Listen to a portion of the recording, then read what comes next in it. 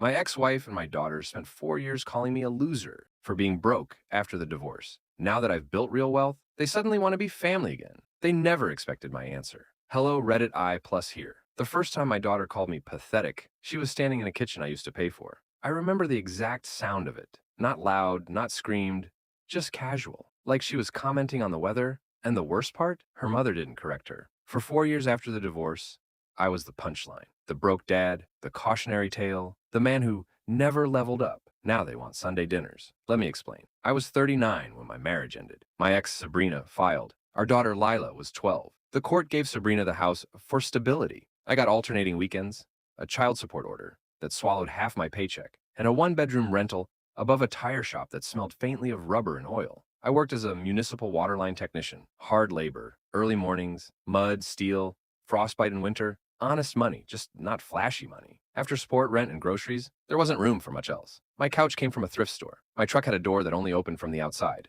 I wasn't failing, I was rebuilding. Sabrina remarried within a year. Her new husband, Grant, owned a chain of fitness centers. Nice suits, white teeth, big house in a gated neighborhood. Lila got a remodeled bedroom, a walk-in closet, and a car at 16 that cost more than my annual rent. That's when the narrative shifted. Your dad tries, but he doesn't have the same drive. Your dad's comfortable being average. Your dad just doesn't think big. At first, Lila repeated it like trivia. Then she started believing it. When she was 14, she came to stay with me for 2 weeks in the summer. I planned everything. Kayaking, a baseball game, homemade pizza nights. She walked into my apartment, looked around slowly and said, "Doesn't this ever make you feel stuck?" I laughed it off. She didn't. By 16, she avoided coming over. Said my place was depressing. Said she didn't want friends to know where I lived. Once, when I dropped her back at Sabrina's house, I heard her tell someone on the phone, "Yeah, it's rough. My dad's kind of broke."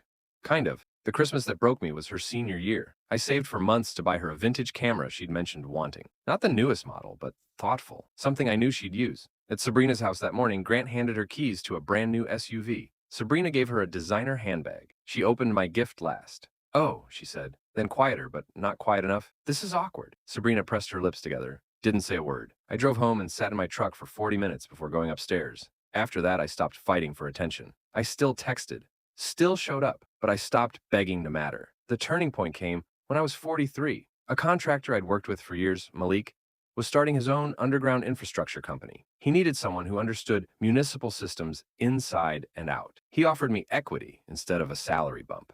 It was a risk. I invested every dollar I'd scraped together. Within a year, we landed a state contract replacing aging pipeline systems, the kind of project that changes your tax bracket. For the first time in my life, money wasn't a stressor. I bought a modest house with a yard, nothing flashy, just space, light, a porch. I replaced my truck, paid off debt, slept better.